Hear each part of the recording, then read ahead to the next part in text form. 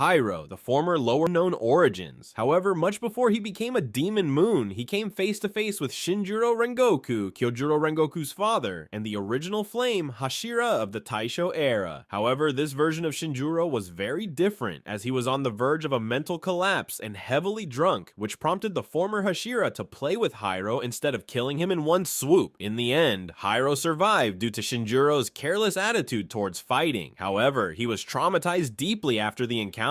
Years later, when Shinjuro retired and Rengoku joined the Demon Slayer Corps, he was assigned a mission to defeat an unknown demon laying havoc in the city of Tokyo, which prompted the young Slayer along with his apprentice Mitsuri to confront him in the heart of the city. Hairo, revealed to be the one behind the widespread attacks, had now climbed the ranks and sat on the chair of Upper Moon 2. Seeing Rengoku for the first time triggered his PTSD so bad that he had to shoot his brains out to lessen the pain that Shinjuro's memory caused, as they both looked so alike. However, Rengoku, true to his oath to the Demon Slayer Corps, engaged the multi-gun wielding demon in combat, ultimately besting him and climbing the ranks to become the newest flame Hashira. Rui, the lower rank 5, was robbed of his childhood due to a frail body that could barely breathe and sustain itself. However, one fateful night he was approached by Muzan, who turned him into a demon to fulfill his wish of a strong body. However, Rui soon discovered that he needed human flesh to survive, which made him commit unaliving in his house. As Rui's parents discovered this, they tried to kill him in his sleep. Rui survived and mortally wounded his parents as their bodies lay on the floor lifeless. Rui contemplated his parents' actions, which he deemed selfish and unbecoming of the loving parents he once knew. Soon, Muzan approached him and convinced him that his parents were imposters and that his real parents would never do such a thing. Rui, who was once again robbed of love, this time by Muzan, sought to create his own family by turning other demons similar to him and sharing his spider powers as they claimed Mount Natagumo. This would soon come to an end as the Slayers would raid down the mountain and face them head on. One by one, all the members of Rui's pretend family were put to the ground, after which Rui was confronted by Tanjiro, who severed his head. However, in a shocking turn, Rui came out unscathed,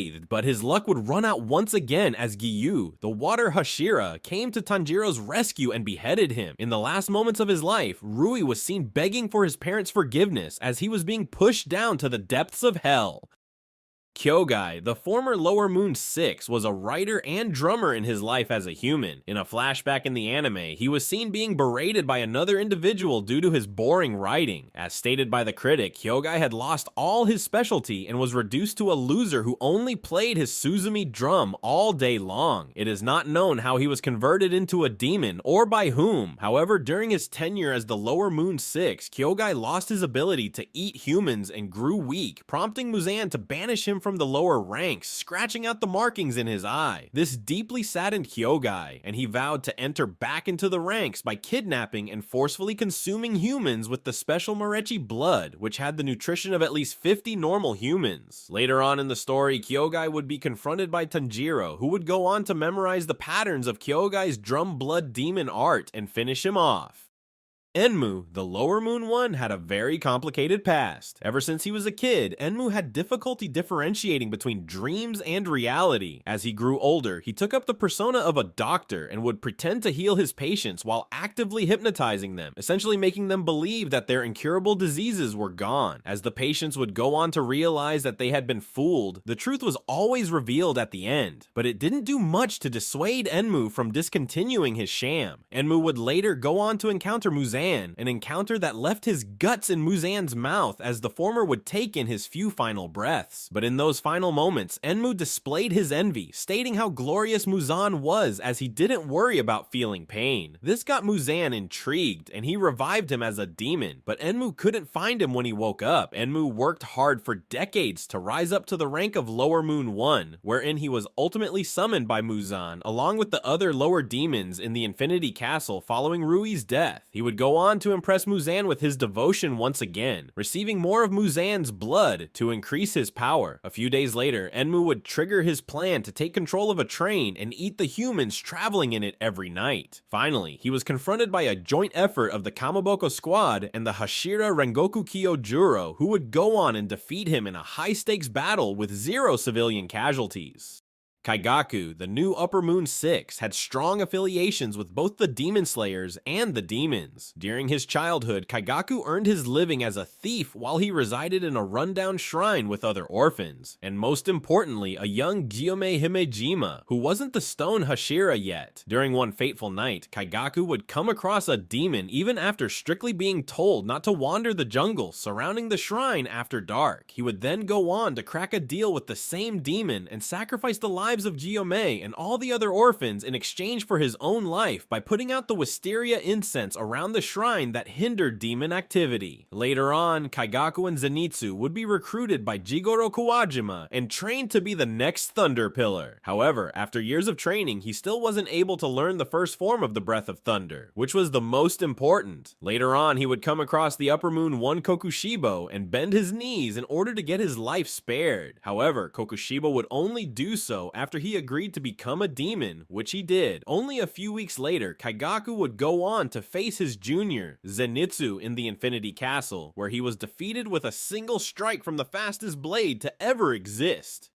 Gyutaro, the former Upper Moon 6, was born roughly 100 years ago to a mother in the lowest strata of the entertainment district who was suffering from syphilis. Thus, he too had contracted congenital syphilis that made his body structurally abnormal. His body stature was very awkward, as he potentially had many subfunctioning organs along with a wart and lesion-ridden body. Gyutaro's mother tried to forcefully end her pregnancy several times as she did not have the means to feed a child, which resulted in him being born prematurely. As he was an unwanted child, his mother tried to kill him several times by beating him up, but he survived somehow. Later in his life, Gyutaro would name himself after the word GYU, which means a job that is held by a barker or low-level goon. After the birth of his sister Ume, Gyutaro became protective of her, as she was born a beauty. After her death at 13, Gyutaro was given a chance to join the demons, and due to the circumstances he was in currently, the option to decline turned out to be a luxury he couldn't afford.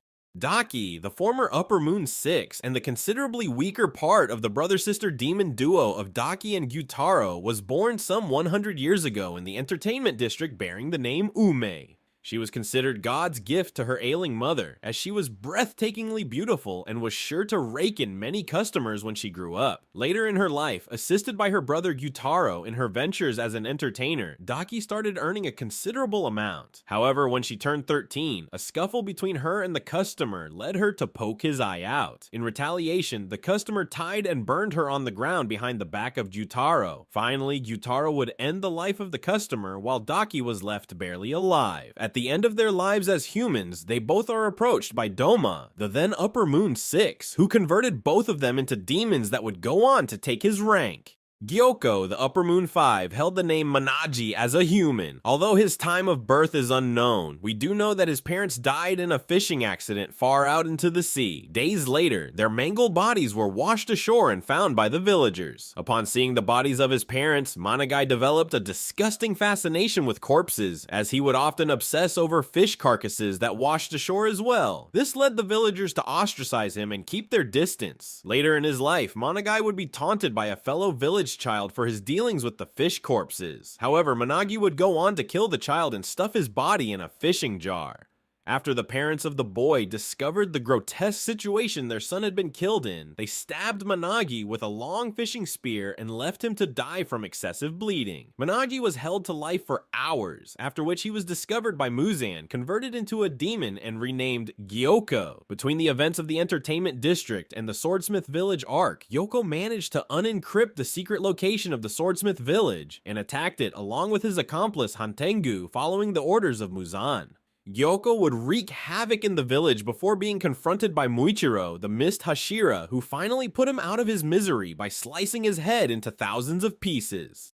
Hantengu, the former Upper Moon 4, was a lying sociopath, a human. He committed numerous crimes throughout his human life, ranging from stealing to murder. However, not once did he take accountability for his actions, and when caught, he blamed his hands solely as the culprits of the crimes committed. This would be based on the fact that Hantengu was indeed psychotic. Throughout his life, Hantengu married several women and had many children, but he would end up killing every family, claiming that they were mistreating him. After years of Hantengu Hantengu's terror through various villages, he was finally sentenced to death. But just the night before he was to be killed, Muzan discovered him and turned him into a demon. Later on, we would see him crying and begging for Muzan's mercy in the Infinity Castle after an outburst by the latter. Finally, he was ordered to tag along with Gyokko on their mission to destroy the Swordsmith village, where he ended up fighting almost every demon slayer present. At the end of his life, Hantengu split his body into 3 parts. However, he did have the capability of splitting himself into 5, namely Hantengu, Urami, Sakido, Karaku, Urogi,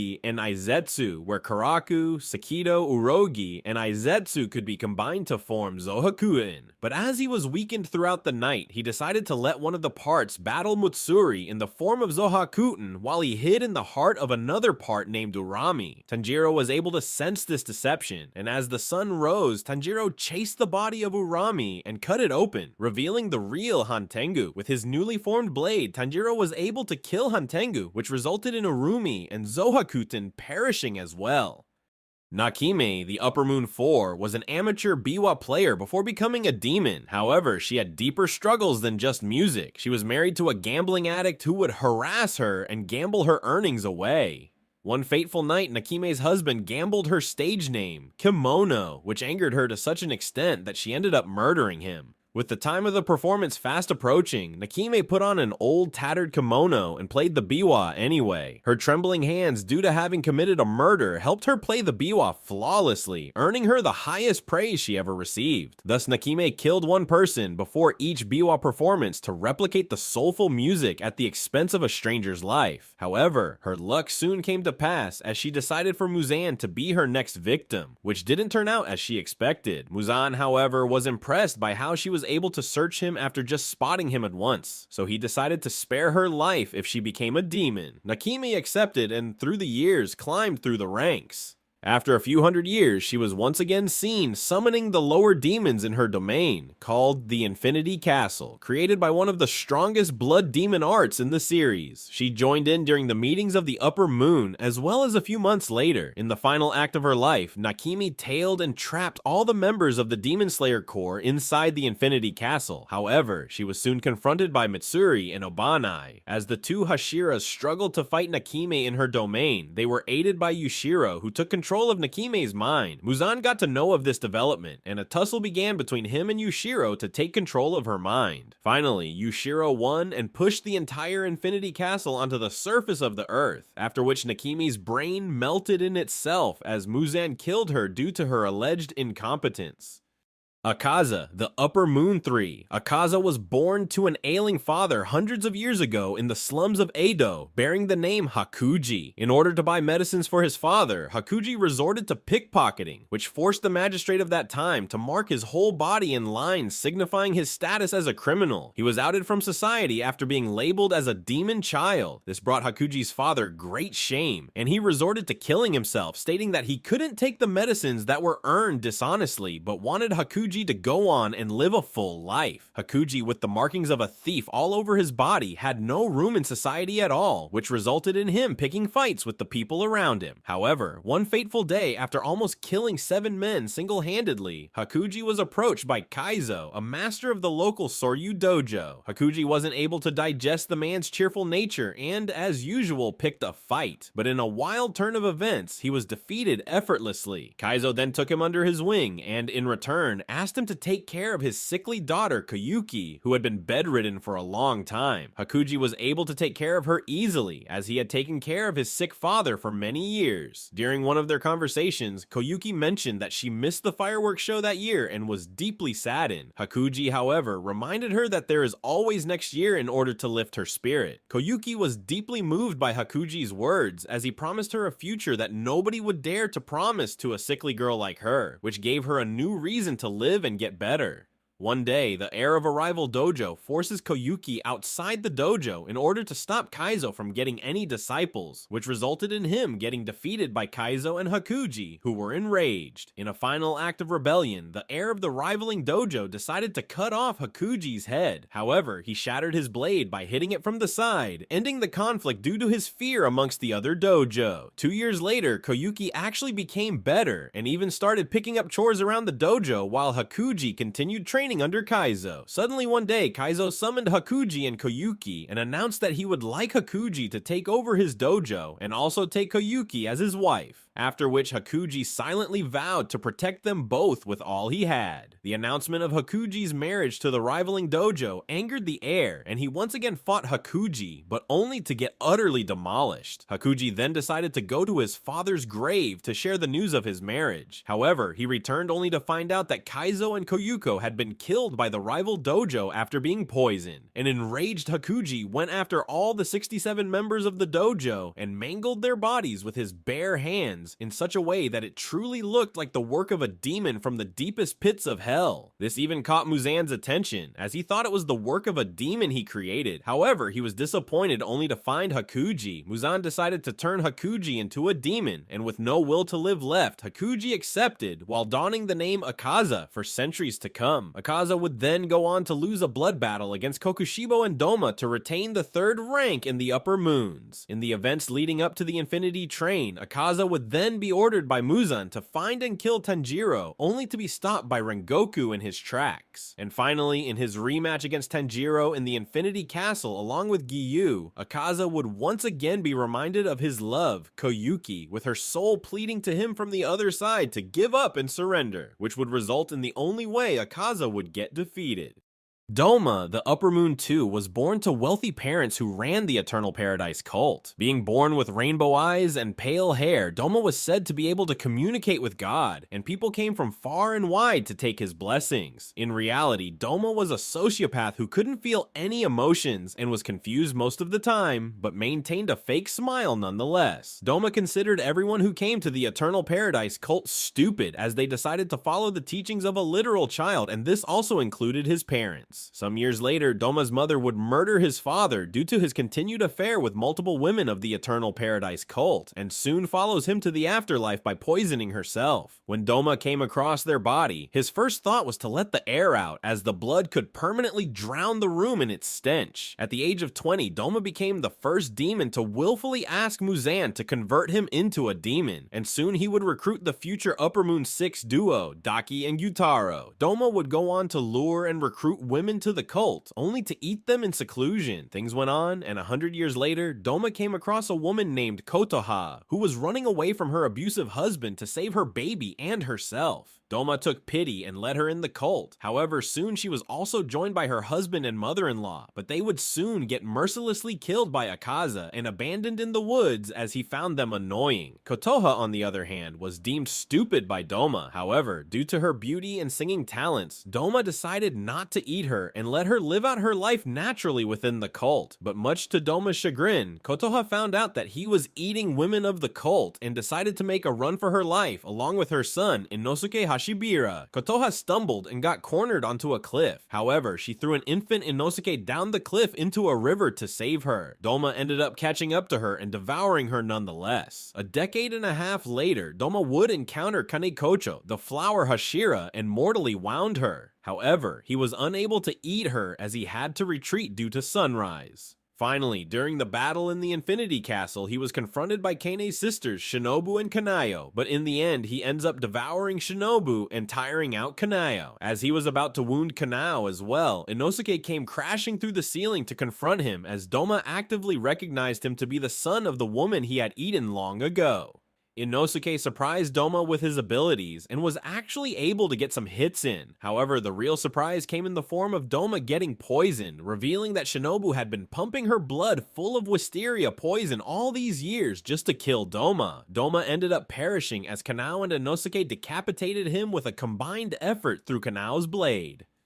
Kokushibo, the upper rank 1. Kokushibo holds the most intimate history with the Demon Slayer Corps than any of the other demons, and that includes Muzan. Kokushibo was born in the Sengoku era and was given the name Michikatsu, whereas his twin was named Yorichi. Michikatsu was set to inherit the family name, whereas Yorichi was set aside from everything and was destined to be sent to a monastery when he came of age. Michikatsu pitied Yorichi's conditions. However, he would soon come to envy him as he would learn of his prowess in sword swordsmanship and his unadulterated love for him. Michikatsu became jealous as he was proved to be the second fiddle when his family sent an envoy to rescue Yoriichi from the monastery he was sent to, owing to his swordsmanship, and make him the next head of the family. However, Yoriichi was never found, making him the next head. Years later, Michikatsu took a wife and took over the family as its sole head. However, one fateful night, his envoy was swarmed by demons, and he was finally saved by none other than an adult Yoriichi who had honed his skill to a godly level. Michikatsu decided to leave his family and wealth behind to join the Yoriichi in the Demon Slayer Corps and learn his breathing technique, the breath of the sun. However, unlike every other Slayer of that time who tried to learn sun breathing, Michikatsu failed and had to create a branch called the breath of the moon. Soon, like other Hashiras, Michikatsu would go on to unlock the transparent world technique as well as the Demon Slayer mark. However, when the Hashiras suddenly started dying one after the other, Michikatsu realized that his time would soon come as well. Fearing death, Michikatsu stumbled across Muzan, who offered him eternal life in exchange for the head of the Demon Slayer Corps of that time. Michikatsu's transformation took a grueling 3 days, after which he brought Muzan the head of the Ubuyashiki family, leaving his young son to inherit the burden of the Corps, and taking the name Kokushibo. Time went on, and 60 years after becoming a demon, Kokushibo encountered an old Yoriichi. Baffled that Yoriichi had survived the curse of the Demon Slayer mark, Michikatsu took his stance to fight Yoriichi. However, he was once again proven to be inferior to him in every sense, as Yoriichi shed a tear looking at Kokushibo's condition and unleashed an attack that almost killed Kokushibo. Realizing that he might die, Kokushibo turned to face and defeat Yoriichi. However, he realized that Yoriichi's heart had stopped mid-battle and he died standing. An enraged Kokushibo cut Yoriichi's corpse into 2 parts, as the reality that Yoriichi died undefeated had set in his psyche. About 200 years later, Kokushibo fought and defeated a demon slayer that could eat demons and take their abilities. And about 500 years later, Kokushibo came across Kaigaku, whom he promptly defeated and converted into a demon. Finally, Kokushibo was confronted by his descendant Muichiro Tokito in the Infinity Castle. However, he chopped his arm off and impaled him into a wall. Soon he would go against Genya, Sanemi, and finally against Gyomei. Throughout the battle, he was able to hold his own against all the 3 slayers, and even when Muichiro joined the fight once again, he was able to fight them on equal footing. When Kokushibo's head was finally cut off with a mutual effort by the 4 slayers, Kokushibo pushed past his limits and actually grew his head back up, transforming into a hideous form. As Sanemi went to deliver another blow, he promptly saw his form in the wind's Hashira's blade and contemplated everything he had done to gain power, just to look like a monstrosity and struggle against inferior beings. He finally let go of his grip on life and fell into hell as his body crumbled away.